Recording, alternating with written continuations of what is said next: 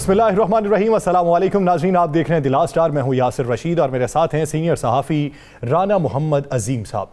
नाज़रीन, पाकिस्तान मुस्लिम लीग नून के अंदर जो इख्तलाफात हैं उस पे आज प्रोग्राम में बात करेंगे। इसके साथ साथ साबिक़ वज़ीर-ए-आज़म मियां मोहम्मद नवाज शरीफ की जाली वैक्सीन का जो इंदराज था उसमें जो हक़ाइक़ सबसे पहले हमने अपने प्रोग्राम में डिस्कस किए, उसी की तस्दीक मुआविन खुसूसी डॉक्टर शहबाज गिल की जानिब से की गई।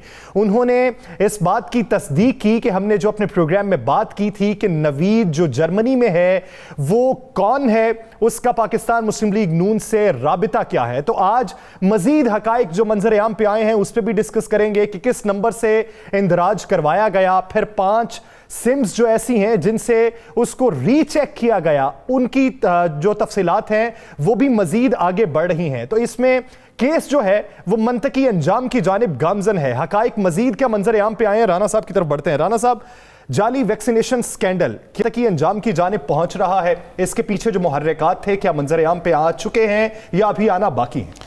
बिस्मिल्लाहिर्रहमानिर्रहीम, अस्सलातु वस्सलामु अलैका या सय्यदी या रसूलल्लाह, अस्सलातु वस्सलामु अलैका या सय्यदी या हबीबल्लाह। या सर, आज हम दोबारा एक पोस्टमार्टम करते हैं कि वो स्कैंडल जिससे पाकिस्तान की पूरी दुनिया में जग हंसाई की कोशिश की गई, हुकूमत अपोजिशन दोनों तरफ से बड़े बड़े उस पर बातें हुई, बड़े टीवी टॉक शो हुए, लेकिन कोई असल हकीकत तक ना पहुंच सका। हमने पहले जो बताया उसकी तस्दीक हो गई तमाम इन्वेस्टिगेशन में।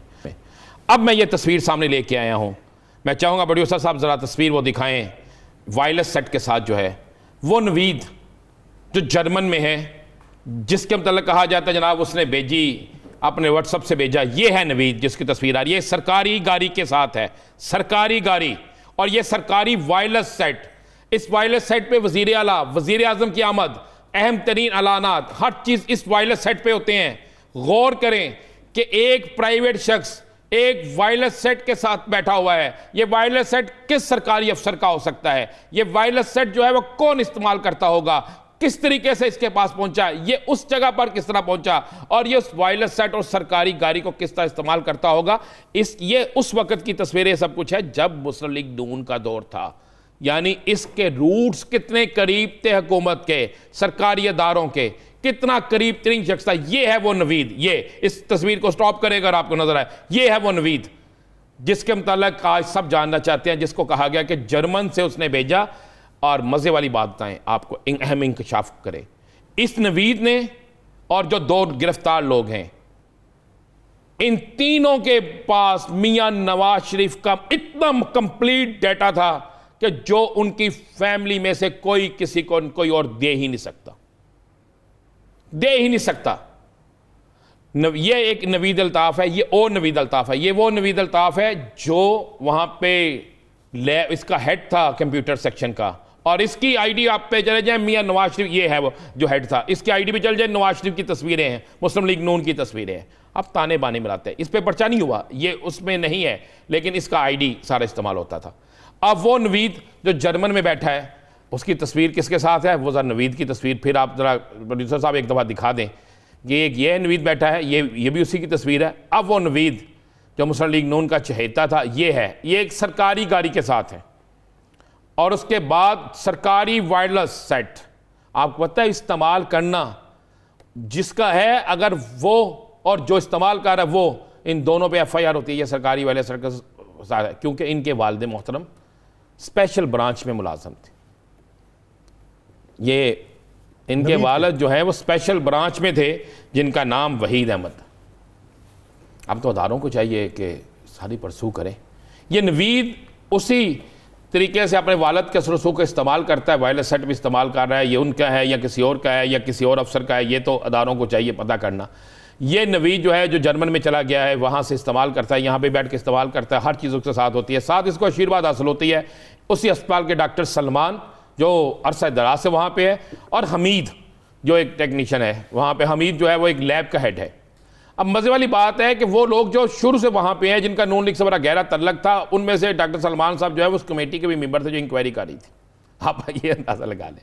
हमने आज तो एक अपने प्रोग्राम में तस्वीर सामने ले आए हैं नवीद की, कि असल नवीद कौन है, बड़े सार हर तक जाना।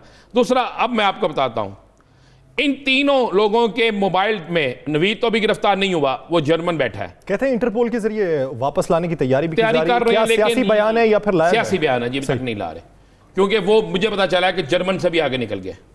ये बड़ी कन अब जब इनसे तफ्तीश की गई है, तफ्तीश की असल चीज़ सामने लाते हैं, वो टेलीफोन नंबर सब है, पता चलता है कि इन लोगों को जैसे ये इल्म होता है कि जनाब ये सारा कुछ हमारे साथ होने वाला है, हम गिरफ्तार हो सकते हैं, तो ये फौरी तौर पर ये लोग अपने मोबाइल से डाटा उड़ाने की कोशिश करते हैं। 2 मोबाइलों से डाटा उड़ा दिया जाता है। उस डाटे में क्या है? नवाज शरीफ के इनकम टैक्स के कागजात, मियाँ नवाज शरीफ के इलेक्शन कमीशन में जमा कराए कागजात, मियाँ नवाज शरीफ का टोटल डिटेल, मियाँ नवाज शरीफ के शनाख्ती कार्ड, मियाँ नवाज शरीफ का तमाम सामान, और साथ में मुस्लिम लीग नून के एक अहम तरीन शख्सियत की के बड़े करीबी साथी का इनको वो व्हाट्सएप पे मैसेज, जिससे साबित हुआ कि ताने बाने कहाँ से मिले, और मकामी तौर पर कुछ अहम रहनुमाओं को इससे बेखबर रखा गया, उनको नहीं बताया गया। लेकिन ऊपर से पूरी एक प्लानिंग के तहत गेम चली। गेम चलने के बाद जब इनको ये भी फिर मैसेज आता है कि अपना डाटा डिलीट कर दो, और टारगेट एक ही होता है कि तहरीक इंसाफ की हुकूमत को जलील करो, पाकिस्तान में कोरोना वैक्सीन के खिलाफ जाओ, यानी कि सर्टिफिकेट जाली है, फला जाली है, फला जाली है, जाली यहाँ पे एंट्रियाँ हो रही हैं, जिसकी मर्जी एंट्री कर लें, कोई पूछने वाला, इंटरनेशनल सतह पे लेके जाना, जिसका मरियम ने बयान भी दिया ना, आपको याद होगा। जी जी। अब एक सवाल मैंने इन्वेस्टिगेशन ऑफिसर से पूछा अहमदारे के, मैंने कहा ये जो सलमान, ये जो है नवीद, ये जो इसकी तस्वीरें मुझे मिल गई हैं जिसमें ये वायरलेस सेट इस्तेमाल कर रहा है, ये किस तरह कर रहा है? जो शख्स एक सरकारी वायरलेस सेट इस्तेमाल कर सकता है, सरकारी गाड़ी इस्तेमाल कर सकता है नून लीग के दौरे हुकूमत में, और उन्हीं के लोग अब भी यहाँ पे मौजूद हों, तो फिर आप अंदाज़ा लगा सकते हैं कि इसको किसकी किस जगह आशीर्वाद हासिल थी। 3 अदारे इस इन्वेस्टिगेशन कर रहे हैं। हम तस्वीर भी सामने ले आए हैं, वायरलेस सेट भी सामने ले आए हैं, मैंने आपको मोबाइल डाटा भी बता दिया है, और मैं आपको बताता चलूँ कि आने वाले दिनों में और भी बड़ा कुछ होने वाला है।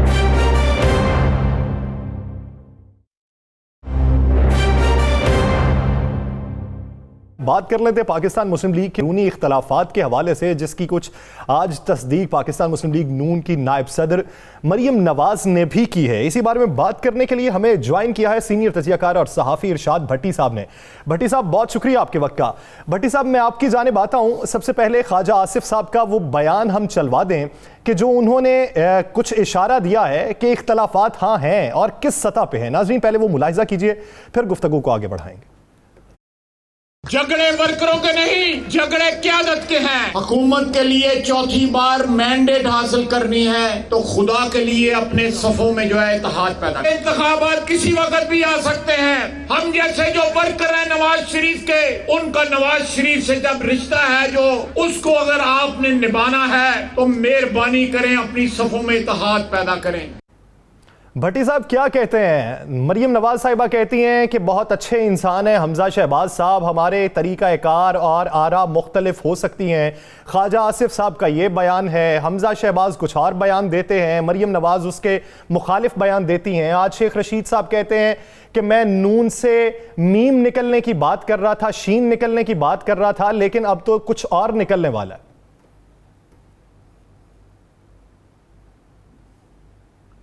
भाईजान, सबसे पहले तो आपके भोलपन पे और आपकी सादगी पे और आपकी ट्रक की बत्ती पे मैं बड़ा हैरान हूँ। और मुझे राना अजीम और आप और इतना लंबा एक्सपीरियंस जर्नलिज़म का, और उसके बाद ये आप अंदाज़ा करें यार, महज़ब मुआशरे में जहाँ कोई थोड़ा सा आइन कानून, थोड़ा सा अखलाकियात, मंतक, असूल की बात हो, यानी ये वही मरियम नहीं है जो जिन्होंने सुप्रीम कोर्ट में जालसाजी की थी। ये वही मरियम नहीं है जिन्होंने कहा है कि मेरी तो कोई जायदाद ही नहीं है।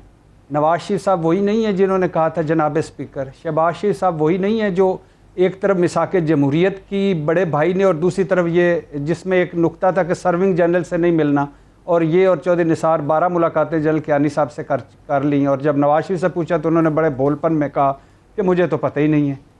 ये झूठ बोलते हैं, मुनाफिकत करते हैं, और आप इसको बयानिया कहते हैं। बयानिया तो यार, बयानिया तो असूल पे खड़ा होता है, मंतक पे खड़ा होता है, अखलाकियात पे खड़ा होता है।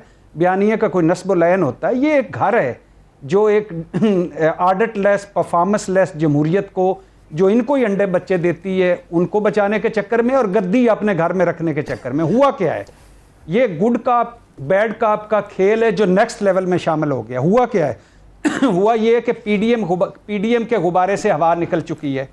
चढ़ाइयाँ जो कर चुके थे, जो गुजरांवाला जलसे से आगे क्वेटा तक के बिजली के बिल जो ज़्यादा आ गए, आर्मी चीफ साहब आप उसके ज़िम्मेदार हैं, और फलाना जो हो चुका है, जो महंगाई हो चुकी है उसकी डीजीआई से या आईएसआई साहब आप उसके ज़िम्मेदार हैं। चढ़ाइयाँ कर चुके, हर बड़क मार चुके, इस्तीफे आर पार सब कुछ फ्लॉप हो चुका।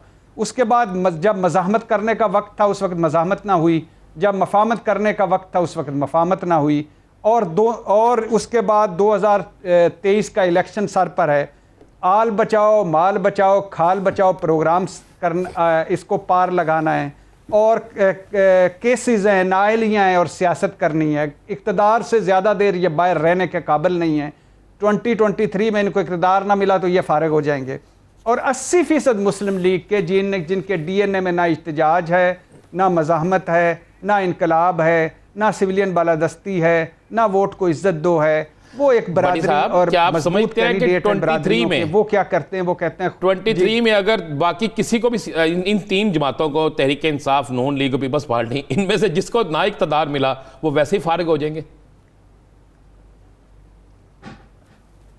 नहीं, ये भी बड़ा अच्छा सवाल है, लेकिन मेरा 2 जुमले रह गए कंप्लीट होने में कि जो ये वो 80% उन मुस्लिम लीगियों का दबाव है इस हाउस पर कि खुदा के लिए, एक तो जो मफरूर और मुजरम और नायल होकर बाहर बैठे हैं वो मज़े कर रहे हैं और वहाँ से वीडियो लिंक के ज़रिए इनकलाब बर्पा कर रहे हैं मुल्क में, दूसरे जो हैं वो कोई हाथ पकड़ाई नहीं दे रहे। तो क्या करना क्या है, वो दबाव है।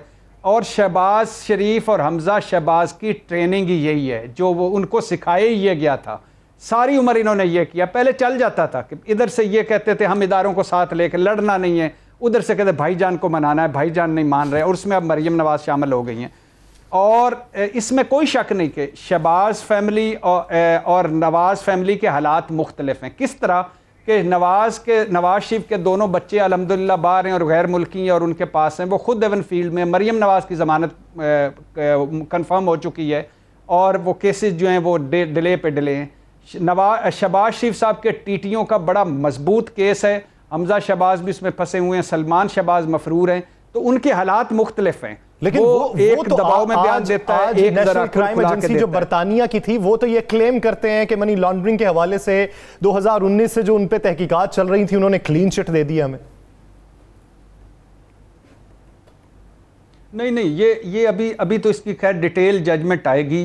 उसके पीछे हुकूमत कह रही है कि ना एसेट रिकवरी यूनिट था, ना नैब था, ना हुकूमत थी। अगर ये है तो फिर तो बिल्कुल वो केस है कि जो फ्रोज़न किस्म के उनके वो थे वो एहसास दोबारा हो गए। दूसरी बात, ये यूएई या बरतानिया या उसमें टीटियाँ जो थी, टीटियों के जो अकाउंट्स हैं वो पाकिस्तान में है। पैसा गया वापस कहाँ आया, अकाउंट्स में आया। जाली कंपनियाँ कहाँ बनी, पाकिस्तान में बनी।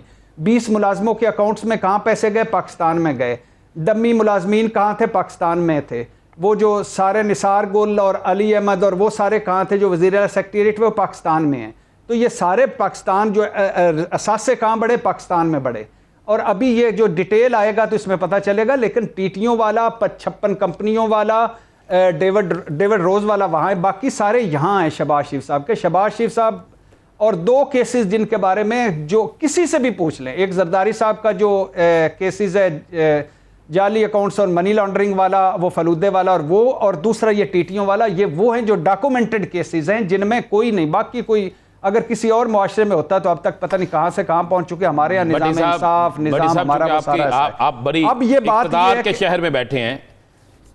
मरियम साहबा कहती हैं कि जनाब गुनाह हुआ जी एक वोट देने पे, और हमजा उसमें शरीक नहीं थी, और मैं उसमें शरीक नहीं थी, या उनके वालिद साहब की क्या इजाज़त के बगैर ये गुनाह हुआ। हमजा कहते हैं जी वो वक्त का तकाजा था, और आज दोनों इकट्ठे भी बैठ जाते हैं। इस पे क्या कहते हैं? मैं कह रहा हूं ना कि ये गुड का बैड काप का नेक्स्ट लेवल है। ये एक और ट्रक की बत्ती है। प्लीज़ मेरी कौम, इस पे आपकी मर्जी है। मियाँ दे नारे मारने ने तो मारते रहें। देखो कौन आया, शेर आया, जैसे करना है तो करते हैं, क्योंकि ये जो हम पे ये मुसल्लत है, ये हमारे अमाल की वजह से हैं। जिस दिन कौम खड़ी हो जाएगी, कौम सीधे रास्ते, नीचे हम भी देखें ना, हम भी जो अल्लाह माफ़ करे जो हमारे अंदर भी 2 नंबरियाँ हैं, फ्रॉड है, धोखे हैं, जालीपन है, वो इनसे भी ज़्यादा है। ये करतूत हैं, हमारे बुरे अमाल हैं जिनकी ये सज़ा हैं। अब मैं इस सवाल पूछना चाहता हूँ मरियम नवाज साहबा से, यानी कितना एक अजीब बोंगा सा बयान दिया, मैं इस गुनाह में शरीक नहीं थी। आप हैं कौन? आप हैं कौन? एक नायब सदर है। जब ये गुनाह हो रहा था 10 मरतबा आपके वालिद मोहतरम जो रहबर भी हैं, कायद भी हैं, और मरियम नवाज साहबा आप उस वक्त ये कि गुनाह अचानक थोड़ा हो गया था। ये तो इधर से 7 सियासतदान लीगी गए और उनको एक होटल में शहबाज शरीफ ने खाना दिया लंदन में, उसके बाद वो लेके गए एवनफील्ड में, उसके बाद नवाज शरीफ साहब ने कहा हसन हुसैन को कि कुरान लाओ, कुरान लाया, फिर सारों का उन पर हाथ रखवाया कि आगे किसी को नहीं बताना, और फिर कहा कि हम एक्सटेंशन में वोट देंगे। अब 2 नंबरी देखिए, जालीपन देखिए, फ्रॉड देखिए, फिर भी हमारी कौम की से फ्रॉड क्या है कि शुरू कहां से किया? ये इंतखाबात जाली हैं, ये इंतखाबात धांधली शुदा हैं, और करवाए किसने हैं? उसके बाद जब जुबैर उमर नाकाम हुए और वहां जब कुछ भी नहीं, उन्होंने जब आर्मी चीफ ने कहा कि आपके जो मुकदमात है वो उधर अदालतों में लड़ें, जो सियासी काम है वो पार्लियामेंट में लड़ें, तो उसके बाद क्या हुआ? फिर गुजरांवाला का जलसा हो गया, सारे जुर्मों के सजा आ रही है।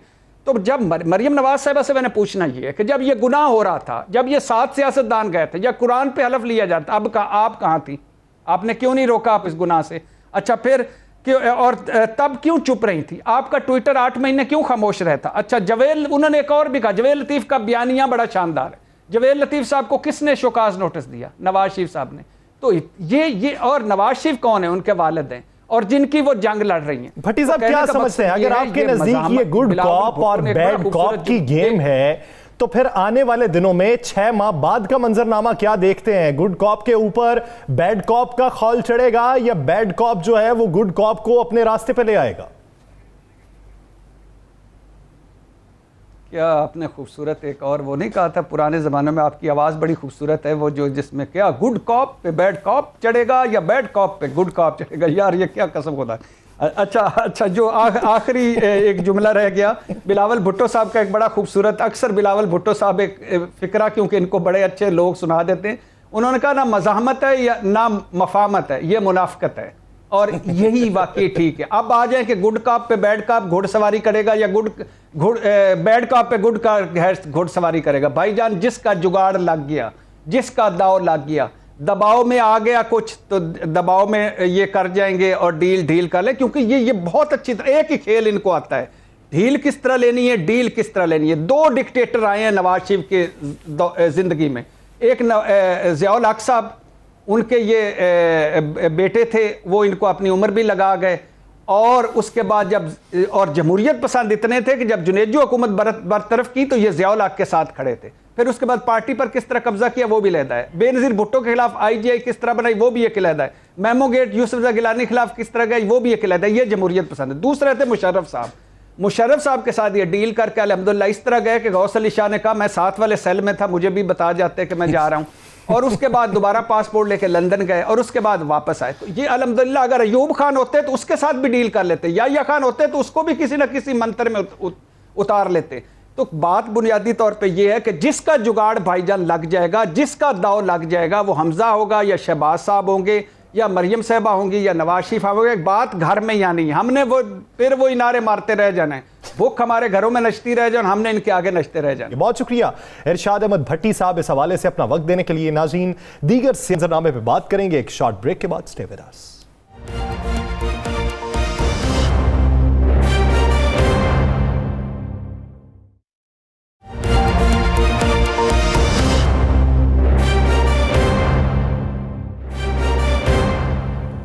Welcome back. नाज़रीन, अब हम कुछ बात करेंगे वज़ीर-ए-आज़म इमरान खान के दौरे कराची की, जहां पर उन्होंने कराची सर्कुलर रेलवे का संगे बुनियाद रखा। संगे बुनियाद रखने के साथ साथ उन्होंने वज़ीर आला सिंध मुराद अली शाह का शुक्रिया भी अदा किया कि सिंध हुकूमत ने जो ताउन किया है हम उस पर मशकूर हैं। साथ ही साथ उन्होंने फिर से बात की है बंडल आइलैंड के हवाले से कि बंडल आइलैंड पर नज़र सानी की जाए। इसके साथ साथ उनका ये कहना था कि कराची में जो सबसे बड़ा मसला है वो पानी का है। उम्मीद करते हैं कि K4 मंसूबा 2 साल के अंदर हम मुकम्मल कर लेंगे और पानी कराची के अवाम तक पहुंचाया जाएगा। तो देखना अब यह है कि वफाक और सिंध के दरमियान रवाबित किस हद तक बरकरार होते हैं और अवाम को किस हद तक रिलीफ मिलता है, और दोनों जानिब से जो इल्जामात लगाए जा रहे हैं उसका दोनों जानिब से जवाब क्या है। इसी बारे में बात करने के लिए हमें ज्वाइन किया पाकिस्तान पीपल्स रहनुमा कादिर खान मंदोखेल साहब ने और पाकिस्तान तहरीक इंसाफ के रहनुमा खुर्रमशेर जमान साहब ने। मैं दोनों हजरात का बहुत मशकूर हूं। कादिर मंदोखेल साहब, सबसे पहले आपकी जानिब आऊंगा। आज वजीर आजम आए, कराची सर्कुलर रेलवे का संगे बुनियाद रखा। वजीर ट्रांसपोर्ट अवैस कादिर शाह साहब ने इल्जाम लगा दिया कि इस मंसूबे की एक्निक से मंजूरी नहीं ली गई, जबकि चेयरमैन रेलवे जो है वो ये मौकिफ रखते हैं हबीबुल्लाह गिलानी साहब कि इसकी मंजूरी भी हुई, सिंध हुकूमत को एतमाद में भी लिया, सिंध हुकूमत की अप्रूवल के बाद ही इसका मंसूबा शुरू करने का फैसला किया गया। आप क्या समझते हैं, क्या यह मंसूबा बगैर बातचीत के शुरू कर लिया वफाक ने? देखिए, अभी मुझे नहीं समझ में आ रही है। अभी पिछले हफ्ते तक तो सिंध हुकूमत ही मुतालबा कर रही थी कि कराची सर्कुलर रेलवे को जो है ना उसी पे के तहत लाया जाए, और फिर अचानक कल परसों इनके जो रहनुमा है असद उमर साहब, उन्होंने ऐलान किया कि हम वज़ीर आज़म साहब आएंगे, ऐलान करेंगे। और आपको याद होगा अभी चंद महीने पहले शेख रशीद साहब ने इस मंसूबे का ऐलान कर चुके, पुराने ट्रेनों में बैठ के उसने भी वो थोड़ी सी वो क्या कहते हैं, मैं सख्त अल्फाज अदा करूंगा, वो तमाशा दिखाया।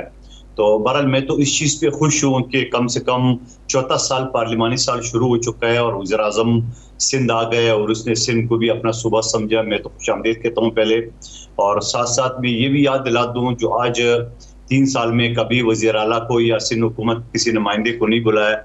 और हमने तो पहले ही दिन से, जब ये असम्बली 2018 के इलेक्शन के बाद जो हल्फ लेने के बाद बिलावल भुट्टो जरदारी साहब ने उस वक्त भी असम्बली में ये तकरीर की थी, ऑफर की थी कि इमरान खान कदम बढ़ाओ, हम तुम्हारे साथ है। मगर उस कदम बढ़ाने की और हमारी उस खलूस दिल की उन्हें मतलब दूसरा ले लिए कि शायद ये नारो मांग रहे हैं, तो उस वजह से फिर हम भी खामोश बैठ गए।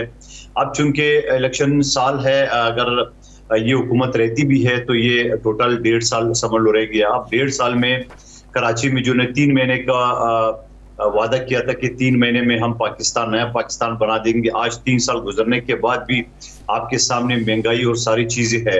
और कराची में जो जहां पीटीआई के 13 MNA इस वक्त मौजूद है और 28-29 गलबन MP है उसके मौजूद है, और उसके बावजूद आपकी कारदगी उनकी 0 है। यकीनन पीटीआई के साथी इस चीज का जवाब देंगे या इस चीज पे करेंगे। पूछ लेते हैं पीटीआई के सब पूछ लेते हैं। खुर्रमशेर जमान साहब, ये जो इल्जामात हैं, जो पीपल्स पार्टी कह रही है कि 3 साल बाद अब कराची याद आ गया और कराची में अब इन्हें नया पाकिस्तान याद आ रहा है और कराची के हालात के हवाले से वो सारी जिम्मेदारी आप पे ही डाल रहे हैं। नहीं, देखें जी, ये मुनासिब नहीं है सब कुछ कहना। मैं समझ रहा हूँ कि कराची के अंदर पिछले 3 साल के अंदर जो वफाकी हुकूमत ने काम किए हैं, आज से पहले कोई तारीख ऐसी है नहीं हमारे पास कि जब हमने NFC के बाद इस तरह के काम देखे हों। क्योंकि देखें, 18वीं तरमीम की जिम्मेदारियां तो सारी सूबाई हुकूमत की आ जाती है ना, लेकिन जब हमने देखा कि पाकिस्तान पीपल्स पार्टी नहीं काम कर रही, तो तकरीबन 6-8 महीने 1 साल के बाद हमने वज़ीर आज़म साहब से गुजारिश करी कि पीपल्स पार्टी ने काम नहीं करा है और ना वो करेगी, लिहाजा हमें डिलीवर करना पड़ेगा। अब ये साहब कह रहे हैं कि 3 साल बाद ख्याल आए, तो देखिए नॉर्थ नाज़िमाबाद के ब्रिज जो है उसको बने हुए 2 साल हो गए, नेपी रोड को बने हुए 1.5 साल हो गए, निश्ता रोड को बने हुए 2.25 साल हो गए, मंगोपुरी रोड का काम शुरू हुए तकरीबन जो है 7 से 8 महीने हो चुके हैं। फ्रेट कॉरिडोर पे काम ऑलरेडी हो चुका है, काफी हद तक काम K4 पे हो चुका है। ग्रीन लाइन की जो बसेस हैं वो यहाँ पर ऑलरेडी पहुंच चुकी हैं। पिछले साल 2020-21 के अंदर 9 अरब 90 करोड़ रुपए पीटीआई के MNAs MPs के जरिए कराची शहर के अंदरूनी गलियां, पार्क्स और स्पोर्ट्स ग्राउंड और पानी की लाइन, सीवेज की लाइन, ये सारा काम मुकम्मल हो चुका है। हम तो बात करें 21 और 22 की, जिसके अंदर हम KCR की कंप्लीशन पे जा रहे हैं, जिसके अंदर जो ना हम कराची को और बेहतर करने की तरफ जा रहे हैं, हमने उसे किस तरह कराची को और बेहतर शक्ल देनी है। तो ये वो सारे काम हैं जो कि हो चुके हैं। 52 फायर ब्रिगेड कराची के अंदर आ चुकी हैं, तो हम तो बहुत आगे निकल चुके हैं। तो मैं समझता हूँ कि देखिए, हम तो कड़वा घूंट पी चुके हैं। आज से 7-8 महीने पहले भी वज़ीर आज़म साहब ने कराची में, तो आप क्या समझते हैं ये 40-50 गाड़ियाँ या 60 का बसें और उसके बाद फायर की गाड़ियाँ जो है वो भी 40-50 या 30 या 20 जितनी भी आप लगा लें, और करोड़ों का शहर, सबसे बड़ा शहर, इसके लिए क्या इतना ही आप लगा लें? नहीं, मैं मेरे ख्याल से शायद आपको मालूम नहीं, आपको बताता हूँ कि तकरीबन मिला के 80 से 90 बसें हैं जो कि आएंगी और एक ही रूट पे इन्होंने चलना है। उसके अलावा जो केसीआर अनाउंस हुआ है सर आज, चले आप समझ 80-90 बसें आप समझते हैं कि इस शहर के लिए काफी हैं? आप मुकम्मल नहीं करने देंगे तो मैं कैसे जवाब दूंगा आपको? जी शुक्रिया आपका। तो जो केसीआर आज जो अनाउंस हुआ है वो पूरे कराची के अंदर चलेगा ना केसीआर सर। 80-90 बसें तो खाली ग्रीन लाइन का एक ट्रैक है। केसीआर मैं समझ रहा हूँ कि कराची के अंदर तकरीबन आपका जो ट्रांसपोर्ट का इशू रिजॉल्व कर देगा, लेकिन आपसे गुजारिश है मेरी कि याद रखें कि ये जिम्मेदारी ट्रांसपोर्ट की हमारी नहीं है, ये सूबाई हुकूमत की जिम्मेदारी है जो कि 13 साल से इक़्तिदार में 5 दौर इनके हो चुके हैं। आज तक शहर कराची के अंदर क्या पूरे सूबे सिंध के अंदर एक बस भी नहीं दी इन्होंने, एक बस। हम आज भी जानते हैं कि थर के अंदर बच्चे भूख से मर रहे हैं, आज भी लड़काना के अंदर एड्स के केसेस हैं, कोई इलाज नहीं है, आज भी कुत्ता काट जाए रेबीज की वैक्सीन जो है वो अवेलेबल नहीं है, आज भी लड़काना जहाँ से बिलावल जीत कर आए वहाँ पे बेसिक नेसेसिटीज नहीं है, नवाबशाह से जहाँ से जरदारी साहब जीत कर आए वहाँ भी हालात बुरे, ना ही तो मुराद अली शाह जहाँ से जीत कर आए सेवन दादू से वहाँ भी लोग रो रहे हैं। तो सर पूरे सूबे सिंध में आपसे ज्यादा बेहतर कोई नहीं जानता, मैं तो बहुत कम जानता हूं। मैं खुर्रमशेर जमान साहब कादिर साहब का स्टांस ले लूं, फिर मैं आपकी जानिब वापस आता हूं। मंदोखेल साहब, आप ये देखिए कि कराची के अंदर पाकिस्तान तहरीक इंसाफ कहती है कि आप वफाकी हुकूमत को काम करने ही नहीं देते और अंदरूने सिंध आप काम करते नहीं हैं। तो ये मौक़िफ़ जो है पाकिस्तान तहरीक इंसाफ का, इसको किस तरीके से रद्द करेंगे? वो कहते हैं NCVID एक अस्पताल आपका है, क्या उसी के सर पे आप पूरे सिंध की कारकर्दगी बताते रहेंगे? चलो शुक्र है, एक अस्पताल तो मान रहे, एक नहीं है 10 जिलों में अस्पताल है और हर शहर के बड़े चौराहे में जो ना स्टैंड बाई गाड़ियां मौजूद है। लेकिन मैं इन्हीं की बात करूंगा खुर्रमशेर जमान साहब की, जब आप कह रहे काम नहीं करने दे रहे, तो ये अभी आपके सामने गिनवा रहे थे ये काम हमने किया है और 9 अरब रुपए के हमने तरक्याती काम किए, रोड किए, सीवरेज किए। आपको ये मोहतरम हर किसी चौराहे पे आपको नजर आए अगर ड्रामाबाजी करते हुए सदर पाकिस्तान की तरह, ये पानी जमा हो गया, ये सीवरेज है, ये, तो फिर वो क्या है? अभी परसों तरसों तक ये चीख रहा था, गलियों पे खड़ा था शारा फैसल पे, तो फिर ये क्या है? और अगर आप समझ रहे हो कि ये सीवरेज है शारा फैसल, तो जो आपने 9 अरब रुपए खर्च किए तो वो उसी पे खर्च कर लेते जहां आपको नजर आए। और फिर 18वीं तरमीम को रोना PWD इनके हाथ में है। मेरे हल्के NA249 में कबाइल मस्जिद के पीछे मैं जगह भी बताता हूँ, इनका मलिक शहजाद MP है। एक गली के एल शप गली इसने CC फ्लोरिंग किया और दोनों नुकड़ पे उन्होंने वो फाउंडेशन स्टोन लगाया। दो एक ही गली के दोनों नुकड़ पे, ये तो काम है इनका। और सिंध की ये पहुंच जाता है लड़काना तक, ये थर तक पहुंचे, इनको पुख्तनख्वा नजर नहीं आ रहा है। लेकिन अभी आपको ये चीज मैं बता दूं कि अभी 4 महीने पहले अगर सिंध हुकूमत काम नहीं करती, 4 महीने पहले इनके फैसल वाडा साहब को नायली से बचाने के लिए जो मैंने केस किए, PTI को मैंने 6 नंबर पे भेज दिया। और फिर उसकी भी छोड़िए, पिशावर का वाला दून जो बल्दियाती पिशावर कैंट की 5 सीटों में से 2 पीपल्स पार्टी ने जीती, PTI ने 1 जीती, उसको भी छोड़िए।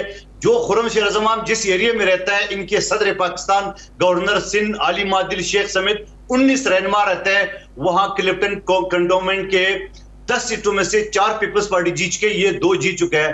तो भाई कौन सी दुनिया में रहते हो? कब तक ये गाली गलोच का और ये तमाशा ड्रामाबाजी? वो सदर पाकिस्तान को आपको याद है जो किश्ती लेके रोड पे निकला है, जरा उसको बता देना कि ऐवान सदर से निकल के अभी पिछले सीजन में, पिछले दिनों में जो E11 पूरा डूब गया, पूरा गाड़ियों जो समंदर की एक दरिया की शक्ल इख्तियार करे, वहां तो उनको कश्ती कोई नहीं बताते। सवाल ये कि ये सिर्फ जो है ना वो चीखना चिल्लाना, एक गाली गलोच के ब्रिगेड बना हुआ इनका। खुर्रमशेर जमान साहब, कादर मंदोखेल साहब के आप पे इल्जामात, उनका कहना है कि आपकी कोई कारकर्दगी होती तो आप कंटोनमेंट बोर्ड में जीत जाते, फैसल वाडा की सीट जीत जाते, वैसे आपकी वहां पोजीशन बेहतर हो जाती। ये तो जनाब इनको 2023 के इलेक्शन में पता चल जाएगा कि कौन कितना जीतेगा कितना नहीं जीतेगा। लेकिन ये मैं नहीं बहस पे बहस करना चाहता हूँ, और जो जमाने इन्होंने इस्तेमाल किए उम्र का लिहाज करते हुए इनको उस तरह जवाब नहीं दूंगा, बड़े मुझसे। लेकिन देखिए गुजारिश है कि पाकिस्तान पीपल्स पार्टी जो है वो 4 सूबों की जंजीर होती थी ना मोहतरमा के टाइम पे। अब ये मोहतरमा शहीद बेनजीर भुट्टो साहबा की जमात तो नहीं है ना, ये तो आसिफ अली जरदारी की जमात है। अब ना ये कश्मीर में रही है, ना गिलगित बल्तिस्तान में, ना पंजाब, ना KP, ना बलूचिस्तान। आप 2023 में देख लीजिएगा, ये सूबे सिंध में भी नहीं रहेगी।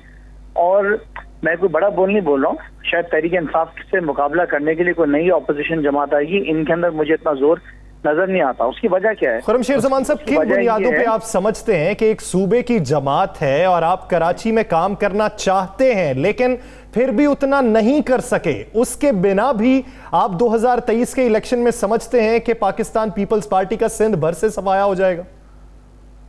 नहीं, ये तो आप कह रहे हैं ना कि नहीं कर सके। मैंने तो आपको तमाम काम उंगलियों पे गिनती करवा दी, और जो काम हो रहे हैं जिसका संगे बुनियाद आज वजीर आजम ने रखा है वो भी मैंने आपको बता दिया। यानी आप ये समझते हैं कि आप जितना काम करना चाहते थे आपने उतना ही किया?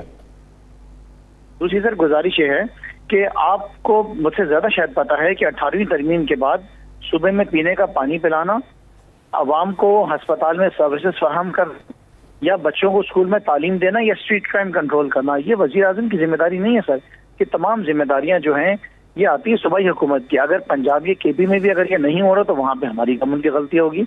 लेकिन मुझसे ये सवाल कर देना कि सुबह सिंध में आवाम को पीने का पानी क्यों नहीं है, स्कूलों में तालीम क्यों नहीं है, अस्पतालों में इलाज क्यों नहीं है, स्ट्रीट क्राइम क्यों है, ये तो सर नाइंसाफी होगी ना मेरे साथ। ये सवाल अगर इनसे किया जाए जिनकी हुकूमत है, जिनको 18वीं तरमीम के तहत पैसा मिलता है, NSC के तहत पैसा मिलता है, और फिर मुझसे पूछा जाए, मुझे तो सर आप अप्रिशिएट करें ना। जी कादिर मंदुखेल साहब, खुर्रमशेर जमान साहब कहते हैं कि आप हमसे क्यों पूछते हैं कि हमने इतना कुछ क्यों नहीं किया, हमने तो बहुत कुछ कर दिया वफाकी हुकूमत में होते हुए। 18वीं तरमीम के तहत तो ये सब कुछ आपको करना चाहिए था। ये जब 9 अरब रुपए गिनवा रहे थे तो ये कौन सी 18वीं तरमीम के रास्ते में रुकावट आई जो उन्होंने काम किया है? नंबर एक बात। कादिर मंदुखेल साहब देखें, MNAs को फंड्स मिलते हैं, MPs को फंड मिलते हैं, वो काम कर सकते हैं, लेकिन वो जो सवाल है कि 18वीं तरमीम के तहत जो आपके काम थे उनका मलबा इन पर क्यों? आप मुझे बोलने देंगे? जी जी बोलें। बात यह है कि जो उन्होंने काम गिनवा है कि 9 अरब का किया है, और 18वीं तरमीम की भी बात करें तो वो कैसे कर दी उन्होंने? मैं तो सवाल सिर्फ इतनी कर रहा हूं। PWD महकमा इनके पास है, मेरे हल्के में फैसल वाडा और मलिक शहजाद ने, इनके लोगों ने एक काम के 2 डिपार्टमेंट से पैसे लिए, वो भी अभी साफ चल रहा है, अभी साफ करेंगे। बातें करें, सवाल का जवाब देना आप यार, सवाल का जवाब दे जो उन्होंने आपसे सवाल किए। आप क्या मलिक शहजाद का, आप ये बताएं कि ये जिम्मेदारी आपकी है, हमारी ये सारे काम होगी, ये बताएं मंदुखेल साहब। खुर्रमशेर जमान साहब आपसे सवाल वो एक कर रहे हैं, आप जवाब उनको Z का दे रहे हैं, उनका भी टाइम जाया कर रहे हैं, मेरा भी कर रहे हैं, तो पॉइंट जवाब देना। आप कर ले, सब्र कर ले। आप मेरी उम्र का लिहाज करते हुए आपको आसिफ अली जरदारी साहब की बीमारी और उम्र का याद नहीं है, जो हर गली गलोच में आप गाली गलोच करते हो, और यहाँ जब आप लूटेगा ना उसका लिहाज नहीं करेंगे। आप जब लूटेंगे तो खुर्रमशेर जमान साहब थोड़ा सा तहम्मुल, जवाब आ जाए फिर मैं आपकी तरफ आता हूँ। वो जवाब दे नहीं रहे आपको, क्यों नहीं जवाब दे रहे आपको? सुन लेना, अपनी पारी पे बोले ना, सवाल का जवाब दें, छोड़े ना सारी बातें। आपने बहुत गाली गलोच की है सिंध हुकूमत के खिलाफ। भाई आप जरा पंजाब में आए करो, मैं जवाब दूं। चले मेरा ख्याल है खुर्रम साहब एक मिनट उनको जवाब ले लेने दें, हमें खुर्रम साहब जवाब लेने दें। आपके सवाल का जवाब दें पहले। मेरी क़यादत के खिलाफ गाली गलोच के अभी मेरा इतना वो ना करे, एहतराम ना करे।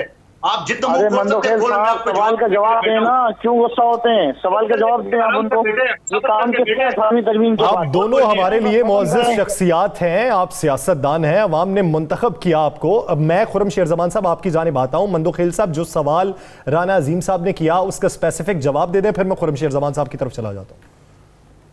अच्छा, सवाल ये 18वीं तरमीम के जरिए जो काम हमारी हिस्से का है, आपको अस्पतालों को तो आप खुद मान रहे हैं कि हमने दिल के अस्पताल का पूरे जाल बिछा दी यहाँ से लेके सकर तक, ये तो आप मान रहे हैं।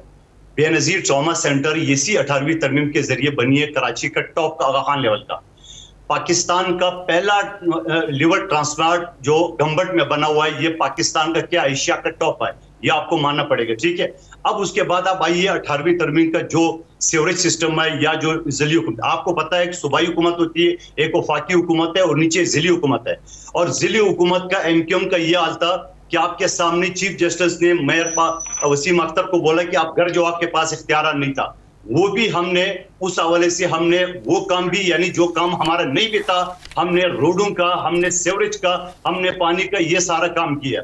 अब जो इन मौसम जो तख्ते लगा रहे हैं कि हमने ब्रिजेस बनाया, ये नवाज शरीफ का दिया हुआ प्रोजेक्ट था जो 2018 में कंप्लीट होना था, वो 2018 से लेट होगा, 80% काम हो चुका है। इन्हीं ने वहां पे उस पर तख्तियां लगानी है कि हमने 3 ब्रिज बना लिए, और फिर वो 52 गाड़ियों की जो बात कर रहे हैं ना, वो फायर ब्रिगेड वाले का, आज इनको पता चला कि उसकी तो ड्राइवर ही नहीं है।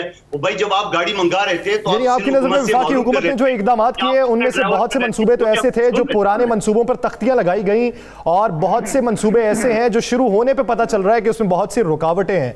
बहुत शुक्रिया कादिर खान मंदुखेल साहब और खुरमशेर जमान साहब इसे अपना वक्त देने के लिए। नाज़रीन, आगे बढ़ेंगे और बात करेंगे पंजाब में जाली ड्राइविंग लाइसेंसेस का कारोबार सरगर्म हो चुका है। इस पर तफसीलन बात करेंगे एक शॉर्ट ब्रेक के बाद। Stay with us.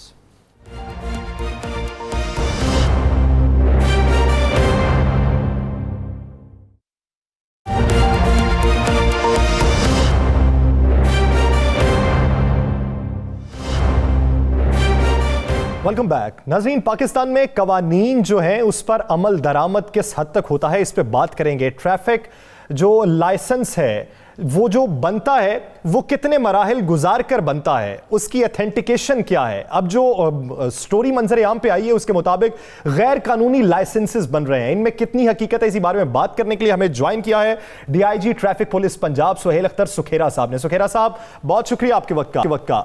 सुखेरा साहब, आज से अगर 2-3 साल पीछे चले जाएं तो ना कोई सिफारिश चलती थी, ना किसी की बात मानी जाती थी। जो ट्रैफिक लाइसेंस बनवाने के हवाले से, वो बाइक का भी हो, गाड़ी का भी हो, उसूलों कवानीन पे पूरा उतरता था, सिर्फ उसे ही लाइसेंस मिलता था।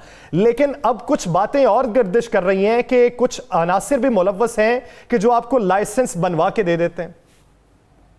जी बहुत शुक्रिया।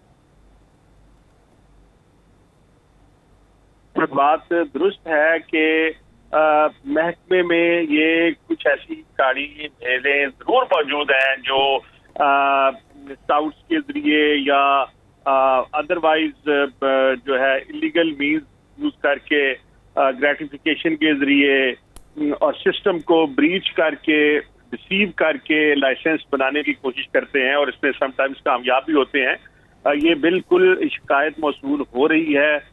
इसमें कुछ हमारे महकमे के जो अफसरान हैं उनकी कनाइमस भी शामिल है, और ये इसको हम लोग एज अ चैलेंज इंशाल्लाह लेके चल रहे हैं। सीएम पंजाब इससे बहुत उनकी ऑब्जर्वेशन कीन थी और वो डिटरमिन्ड है कि ये जो सेक्शन है इसको हम ठीक करेंगे। इसी तरह जो हमारे आईजी साहब हैं राव सरदार अली खान साहब, वो भी जीरो टॉलरेंस और नो नॉनसेंस वाले पर्सनैलिटी के मालिक हैं, और बहुत ही अच्छी उनकी रेपुटेशन है हमारे सर्कल्स में भी। उनका भी बड़ा ही इस पे व्यू क्लियर है कि जो बंदा पकड़ा जाएगा उसको स्पेयर नहीं करेंगे, और इस पे मुख्तलिफ अजला से पकड़े गए हैं लोग जो इस चीज में इन्वॉल्व थे, जिसमें वो टेस्ट को ब्रीच करते थे और उसको शॉर्टकट के जरिए एग्जाम्स जो थे वो पास करवा देते थे। तो उनका बिल्कुल सुखेरा साहब, वो एक वीडियो भी मैंने देखी है, वो वीडियो भी मंजर आप पे आई, आपने उस पर एक्शन भी लिया, और 2 तगड़े डीएसपी जो हैं डीजी खान और एमआर खान से जिनका तल्लक है, जिनके मतलब कहा जाता था इन्हें कभी तब्दील नहीं किया जा सकता, उनको क्लोज लाइन भी कर दिया। क्या ये सख्त इक़दाम जो हैं ये जारी रहेंगे, और क्या पाकिस्तान से वाकई ये जाली लाइसेंस जो है ड्राइविंग लाइसेंस इसका खात्मा हो सकेगा? जी राना साहब, बिल्कुल। और ये आप बिलीव करें कि इसमें एक डीएसपी जो थे वो डीजी खान से थे, और एक रहीम यार खान से भी काफी लोगों को पुल आउट किया गया है, और भावर नगर से इसी तरह थे। और तो ये हमारे साथ इसमें सीएम साहब पंजाब जो हैं उस्मान बुज़दार साहब, उनकी सपोर्ट थी, आईजी साहब की सपोर्ट थी, और उसी सपोर्ट से हम लोग इंशाल्लाह इस महीने को जड़ से उखाड़ेंगे। और ये जो एक वायरस की तरह ये सारे सूबे में फैला हुआ है और हर जिले में ये क्रीप इन कर चुका है, इसको हम बिल्कुल अपरूट करेंगे। ये एक ऐसा माफिया है जिसने हुकूमत नहीं चलने दी, ये एक ऐसा माफिया है जिसने बड़े बड़े लोगों को तब्दील करा दिया। तो क्या आप इस माफिया का मुकाबला कर सकेंगे? हुकूमत तो नहीं कर सकती थी। राना साहब, नहीं, बिल्कुल इंशाल्लाह ये हुकूमत की सपोर्ट के साथ ही आप देखेंगे, और मीडिया की सपोर्ट के साथ। मेरे बहुत सारे दोस्त जर्नलिस्ट जो हैं वो मुझे इसमें गाइड करते हैं और इंफॉर्मेशन देते हैं। लोकली बहुत सारे अच्छे ऑफिसर्स हैं जो मुझे इंफॉर्मेशन दे रहे हैं। हम लोगों ने बोर्ड जो है वो फिक्स करवा दिए हैं DSP साहबान के ऑफिसर्स के जो है ऑफिस के सामने। सुखेरा साहब ये बताइए, इन्होंने सिस्टम को ब्रीच कैसे किया? यानी बड़ा मरबूत निज़ाम बनाया गया, CCTV कैमरे ऑफिस में लगे हुए हैं, जब आप लाइसेंस बनवाने के लिए जाते हैं तो आप फ्रंट डेस्क पे जब पहुंचते हैं वहां भी आपकी तस्वीर बनती है, तो इस सारे सिस्टम से हटके ये जाली लाइसेंस किस तरह बन गए? ये बेसिकली जो जाली लाइसेंस है ना, एक्चुअली इट्स नॉट अ जाली लाइसेंस, क्योंकि जो पहले जाली लाइसेंस बनते थे वो खत्म हो चुके हैं। अभी जो मौजूदा सिस्टम में हमारे पास ड्राइवर्स लाइसेंस है, उसमें 9 सिक्योरिटी फीचर्स हैं, तो वो जो जाली लाइसेंस बनता था ना वो नहीं है। ये लाइसेंस बनता है लेकिन इसमें बनता 2 नंबर तरीके से है। जी हाँ बिल्कुल, उसमें जो सुपरवाइजरी ऑफिसर्स हैं उनकी या कनाइमस है या उनकी गफलत है, तो ये दोनों चीजें जो है वो इंशाल्लाह टॉलरेट नहीं होंगी। और जो माफियाज बिल्कुल मजबूत होंगे, लेकिन इंशाल्लाह ये गवर्नमेंट से और जो गवर्नमेंट का आम है उससे ज्यादा मजबूत नहीं है। और इंशाल्लाह आप देखेंगे कि कानून से ज्यादा ताकतवर यहाँ इस माशरे में आज भी कोई शख्स नहीं है। और जो भी इस खिड़की में आएगा, जो भी इस फंदे में आएगा, वो इंशाल्लाह स्पेयर नहीं होगा, खा उसके पीछे कोई भी हो। और इसमें गवर्नमेंट की हमें बड़ी सपोर्ट शामिल है और पॉलिटिकल विल है कि इसमें करप्शन का हमने खात्मा करना है और जो करप्ट अनासर है उनका मुहासबा होगा। इसी तरह ये ट्रॉलीज हैं, आप देख रहे हैं, इनके खिलाफ भी हम लोग बड़ा एक्सटेंसिव एक्शन हम लोग ले रहे हैं। ये जो बहुत ज्यादा ओवरलोडिंग करते हैं और रिफ्लेक्टर्स नहीं है, जिसके बायस एक्सीडेंट्स होते हैं। आप हैरान होंगे ये बात सुन के कि 3,500 के करीब मर्डर केसेस रजिस्टर होते हैं पंजाब में, और 4,500 के करीब जो हैं वो लोग एक्सीडेंट्स में अपनी जान ज़ाया करते हैं। और ये बड़ी ही अफसोसनाक बात है कि इस तरफ हमारी उम्मीद करते हैं कि आपकी सरबराही में अब जो नए ट्रैफिक ड्राइविंग लाइसेंस बनेंगे वो मुकम्मल मराहिल को गुजार कर बनाए जाएंगे और इस तरह के अनासिर को बेनकाब करके करार वाकई सजा दी जाएगी जो जाली तरीके से लाइसेंस बनवाते हैं। बहुत शुक्रिया सुहेल अख्तर सुखेरा साहब, इस हवाले से 92 न्यूज़ को अपना वक्त देने के लिए। नाज़रीन, द लास्ट स्टार से मुझे अजीम साहब को दीजिए इजाजत। अल्लाह निगहबान।